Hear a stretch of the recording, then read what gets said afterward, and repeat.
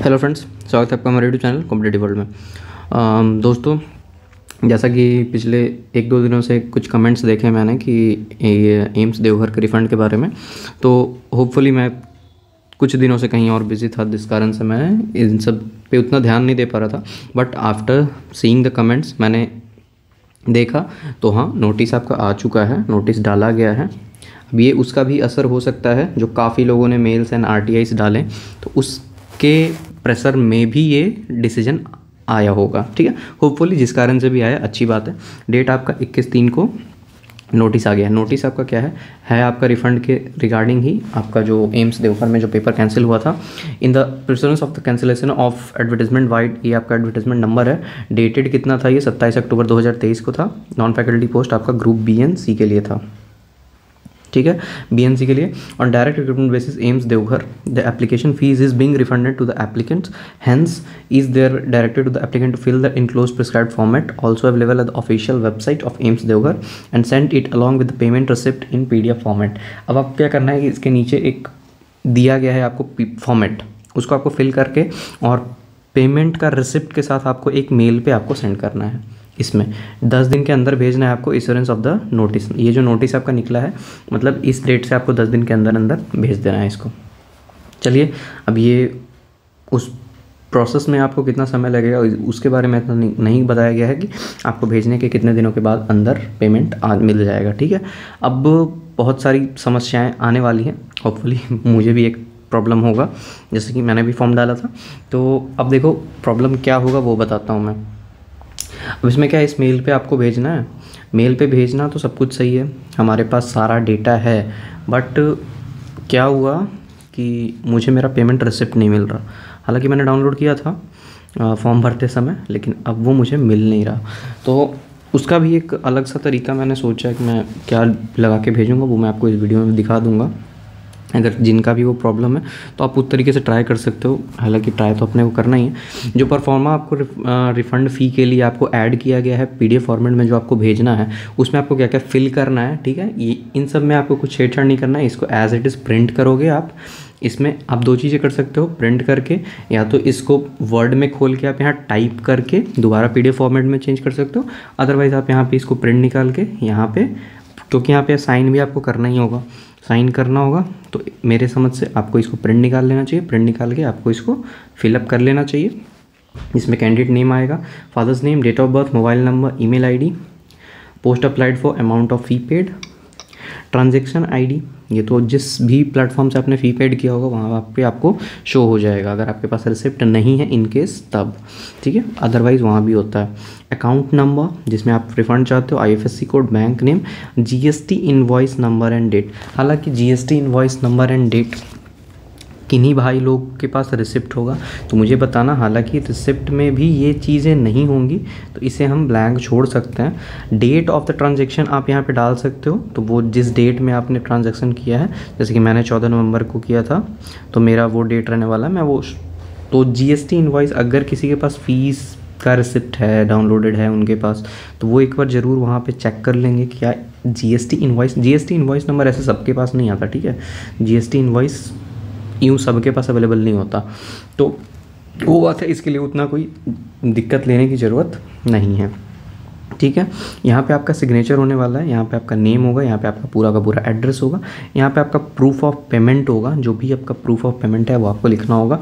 जैसे कि मैंने जो अटैच किया मैं वो लिख लूँगा, उसके अनुसार यहाँ पे आपका रजिस्ट्रेशन या फॉर्म नंबर होगा, फॉर्म नंबर, एप्लीकेशन नंबर या फिर रजिस्ट्रेशन नंबर, और कैटेगरी, जिस कैटेगरी से आप बिलोंग करते हो। दूसरा यहाँ पर लिखा गया है आपका, दूसरा यहाँ पे जो लिखा गया है, 2 मिनट, यहाँ पे आपको ये स्टार मार्क करके दिया गया है। ये स्टार मार्क का candidates are advised to fill the form and send the copy along with the payment receipt. अब पेमेंट रिसिप्ट की बात की गई है। हालांकि मैंने अभी ढूंढा है, मुझे पेमेंट रिसिप्ट मेरा नहीं मिला है। मेरे पास पेमेंट रिसिप्ट फ़िलहाल मुझे नहीं मिल रहा है। मैं थोड़ी सी कोशिश और करूँगा ढूंढ लेने की, बट मुझे नहीं लगता कि मिलेगा, क्योंकि डिवाइस चेंज हो गया था और लैपटॉप में भी कुछ काम कराया था, और तो दैट्स वाई मुझे लगता है कि मुझे तो पेमेंट रिसिप्ट मेरा नहीं मिलने वाला। बट फिर भी देखते हैं क्या होता है। अब रिफ़ंड आएगा नहीं आएगा वो पता चलता है। PDF फॉर्मेट में आपको क्या करना है कि ये तो भर के आपको देना ही है, उसके साथ आपको PDF फॉर्मेट में पेमेंट रिसिप्ट भी ऐड करना है जिसमें प्रॉपर विजिबल हो, विजिबल कॉपी मतलब दिख रहा हो साफ साफ, वो आपको इस ईमेल पे भेजना है, ठीक है। अब इस मेल पे आपको वो चीज़ें भेजनी है, रिफंड ऑफ एप्लीकेशन फ़ी। अब देखो मेरे साथ जो दिक्कत है, मैंने ट्रांजैक्शन तो किया था, ट्रांजैक्शन का रिसिप्ट देखो, मैंने 2:02 दोपहर में 14 नवंबर 2023 को पेमेंट किया था।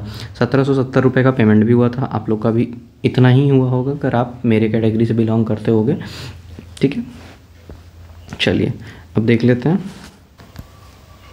चलिए, तो मेरे पास तो मेरा पेमेंट रिसिप्ट नहीं है, बट जिस डेट को मैंने पे किया था उसका एक मेल था मेरे पास, उस डेट से मैंने ढूंढा तो मुझे मिल गया। IBPS बिल्डेक्स को ये पेमेंट किया था 1770 रुपये का, जो कि, और वहाँ से आपके पास क्या होता है कि आपके पास ट्रांजैक्शन ID भी हो जाता है, तो उससे भी वो लोग वेरीफाई कर सकते हैं चाहे तो, और UTR नंबर भी आपके पास अवेलेबल होता है, तो वो भी वहाँ पर ऐड ही रहेगा, ठीक है। तो ये आपका वो तो हिस्ट्री हो जाता है पेमेंट का। तो चाहे तो वो लोग अगर बहुत ज़्यादा नौटंकी ना करें तो इससे भी पेमेंट रिफंड वो लोग कर सकते हैं। दूसरी बात, मेरे को एम्स देवघर से मेल भी आया था सेम डेट को 14/11 को पेमेंट करने के बाद, जैसे कि मेरा नाम है, application fee intimation charge received and application registered. अब इस मेल का तो यही सिंपल सा मतलब है कि मैंने भाई पेमेंट कर दिया है, ठीक है। पेमेंट मैंने कितने का किया वो भी मैंने अटैच कर दिया साथ में, और ये पेमेंट मैंने किया।